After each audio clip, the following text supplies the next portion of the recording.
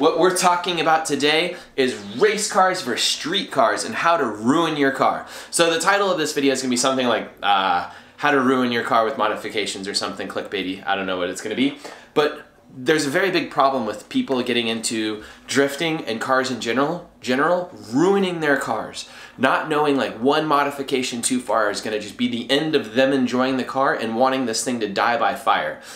And also people that are more advanced in cars like myself, we do the exact same thing. We always do it, whether it be a cheap part that seems really cheap or free or whatever, or that we love, and we put on the car, and then the car is just garbage. So what we're going to talk about real quickly is the difference between a street car. A street car needs to be something that you can jump in, drive every day. It turns on when you turn the key. You can enjoy the thing for hundreds of miles. You could put a girl in it potentially, or a boy, and basically, like, you know, the car is something that's a usable thing you can enjoy. And a race car is comfort be damned, doesn't need to make it down the street at all, can just be on a trailer everywhere it goes. You can wear earplugs when you drive it. You know what I mean? Like, it's just all about performance. So we need to know what the definitions of those things are. And then there is a gray area, in this case red, between them, which is like a sliding scale. And maybe the sliding scale is you have a good street car and you want something that can function as a street car and a race car, doesn't do either as well, but it falls somewhere in the middle. Now, the reason why we need to know these things and stuff is because you need to make the choice of what your car is going to be in advance and then try and stick to it. Because if you make half of a street car and half of a race car and you don't have a dedicated daily driver or a trailer or anything else, and you end up somewhere here in the middle, you might hate life really, really badly. So you want to know where to start, where to stop, everything else. So let's talk about it. The first thing to do when you have a car is typically like put a suspension on it, put an exhaust on it, whatever. So if we put an exhaust on a car and we take, say, a 350Z for instance, and we put a aftermarket exhaust from the headers all the way back, this thing is immediately going to be here to here and be miserable unless it's a very, very quiet exhaust. So on a 350Z, you might want to keep the exhaust, you know, as stock as possible to leave it over here. Because any exhaust modifications, for the most part, on a 350Z are going to go this way really fast. However, on a turbo car, because a turbo is a muffler, you know, like you can do a lot of exhaust modifications, and it's going to end up over here. You will have to do a full straight pipe to get a turbo car, you know, like on this side of that line typically. So different types of cars can have different types of modifications to do that. If you're going to have a street car, you are probably not going to want a full bucket seat. You're going to want something that maybe reclines and is comfortable. Because if you put a bucket seat in there, the car is going to live in this area. You would not want to drive a bucket seat, say, you know, 1,000 miles. That would be pretty difficult unless you're very young. So a bucket seat is going to probably fall in the center somewhere. What else do we have? Coilovers. Coilovers, if you put coilovers on there, a good set of coilovers can span the entire range. So if you were to get a nice set of coilovers, I wouldn't be too afraid of being in there, but most likely you'll end up maybe over here and then all the way over here with a good set of coilovers. Garbage coilovers are going to do nothing. You're only going to lower the car and you're not going to be anywhere over there. Let's talk about lowering the car. The more you lower the car, the less it functions for either of these things and only about aesthetics. And if you're about aesthetics, the car looks really good sitting still, but it actually isn't really a street car or a race car. So don't lower your car too much unless that is the absolute thing you love, and then deal with it. What else do we have, Sai? We have engine modifications. So if we do a crazy engine modification, the crazier we modify an engine typically, the worse it gets to be a street car and it rolls over here. So if we do E85, for instance, E85, typically the car is difficult to street drive long distances. There's not a huge problem with running the fuel other than like there can be limited filling stations and things like that. And the car basically, you know, starts to wander over here. You'll start noticing that almost all the modifications we make to a car takes it down the street car list and puts it on this side. And the reason is because if you modify a car, typically you're changing the car from something that's very streetable and pushing it over here, if you know what I mean. So the amount of modifications you can do that really make a car better as a street car are pretty limited. You can do a very basic clutch and flywheel setup, but as soon as you change over to a flywheel that's too aggressive, it's going to make the car pretty hard to drive, potentially, and also much louder. The more power you make in a car, typically it's going to go over here because reliability goes down. So a street car, how do we do like any modifications that make a street car better, Si? You don't. You don't? Oh my God, this entire video is a troll. Because everything you do to a street car basically makes it worse. Because say we have a BMW or a Nissan or a Toyota, they put millions and millions and millions of dollars into research and making that car as good as possible at a reasonable price and all of these things. And everything that you modify the thing with can potentially make the thing worse. So let's talk about a couple modifications that might make the car better. We could do a high quality like Recaro seat that like fits well, reclines, is super comfortable. That could be one thing. So you could have like a nice Recaro over on this side. What else could be something that like fits over there really well? If you're on a turbo car from the factory or something like that, you could do a nicer turbo. What else could you do? Simple exhaust mods, intakes. You could do something very simple like an intake, exhaust. You could do a tune. What else? Wheels and tires? There you go, wheels and tires.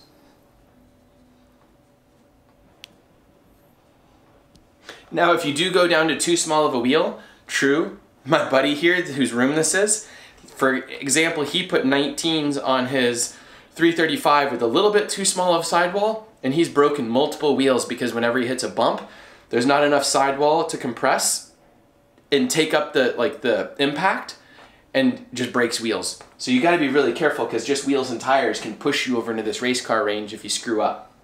What else? You really can't do anything crazy. Typically if you do an engine swap is immediately gonna toss you in the middle ground and push you over because most engine swaps are gonna delete air conditioning. Sometimes you won't retain heat very nicely. Sometimes the car will become temperamental and not work at all temperatures.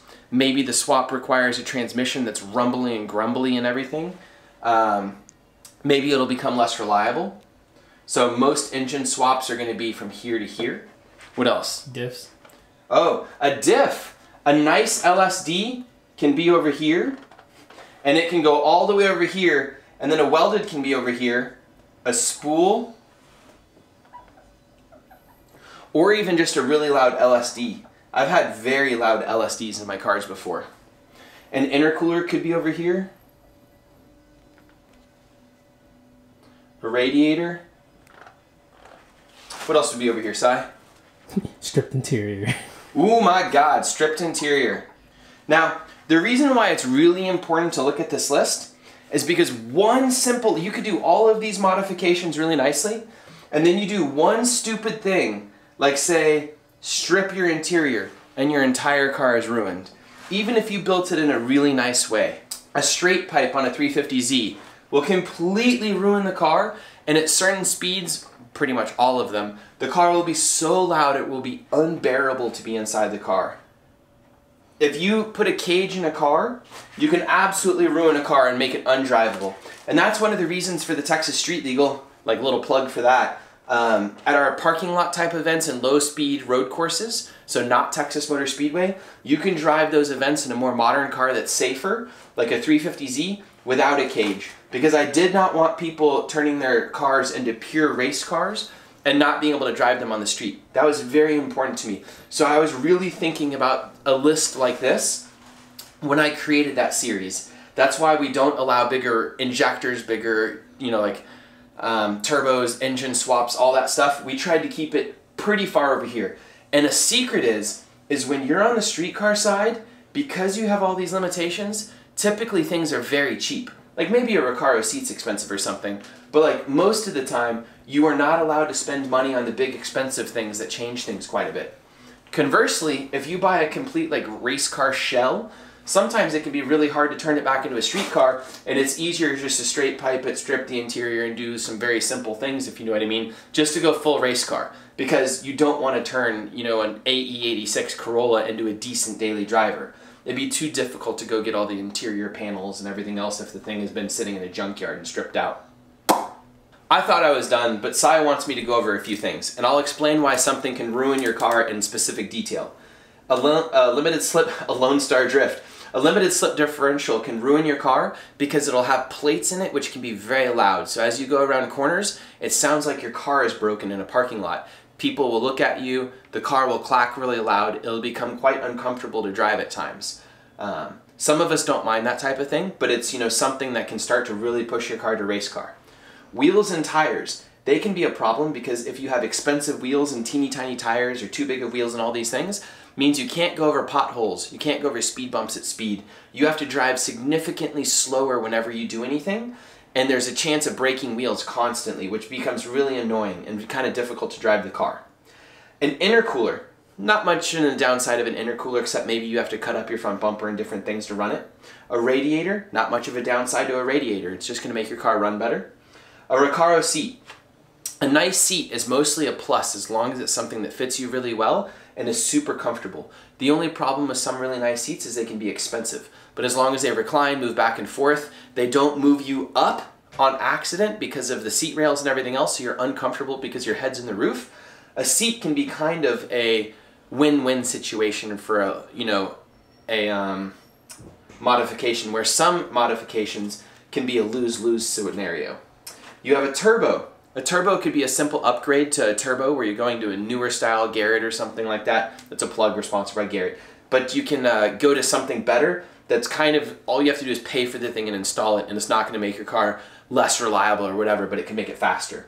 An intake. Intakes are typically kind of a win-win situation where you can just install a nice intake and it's going to give you good performance and stuff without too many downsides. The big downsides typically to an intake though is you'll lose the nice box that it came in. You'll increase the sound of the car where it'll be a bit louder.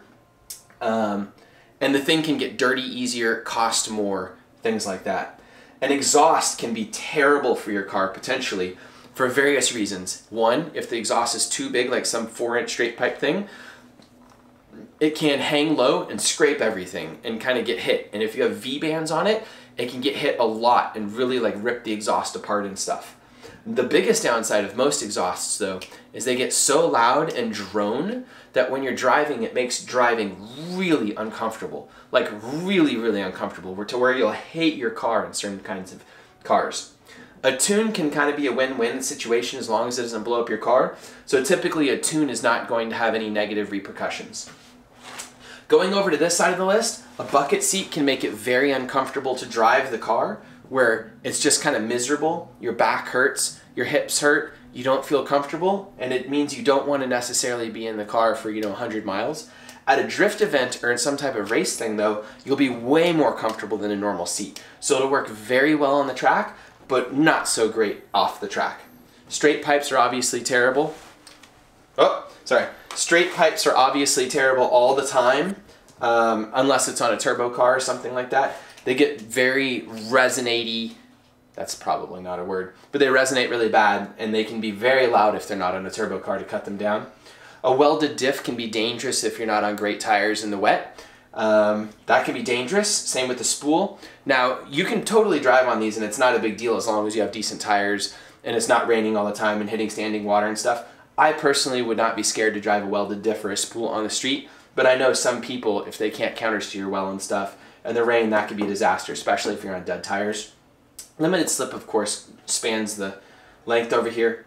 The stripped interior, that can just make your car a nightmare. The car will be very much louder inside.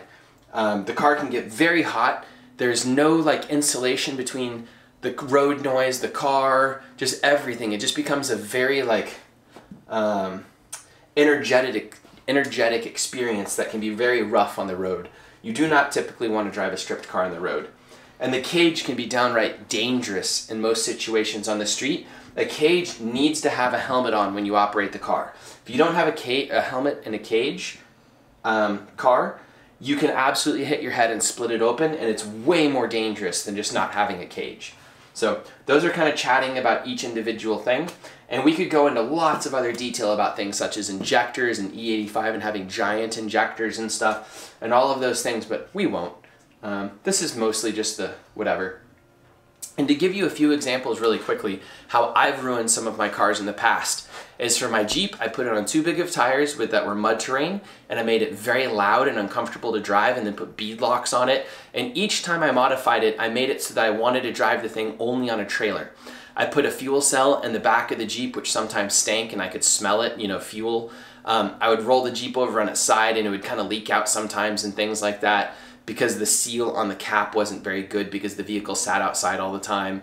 I put a roll cage in it where I didn't really fit a top very well anymore, so I didn't run the top very often.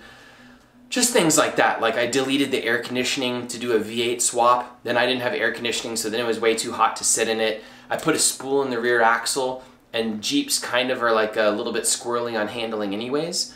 I put a linked suspension in the back with tons of travel so the thing could articulate all crazy and be really good off-road, but as it articulated more and more and stuff, it would become very unstable on the road. So then I would try and band-aid that by putting a different kind of sway bar on it and back and forth. Like I basically made the vehicle something I didn't want to drive long distances, and I had to trailer it to have a good experience. And then suddenly you have to like be in the mood to drive the thing at all. And if it rains, you can't drive it. So anyways, that's an example of one thing.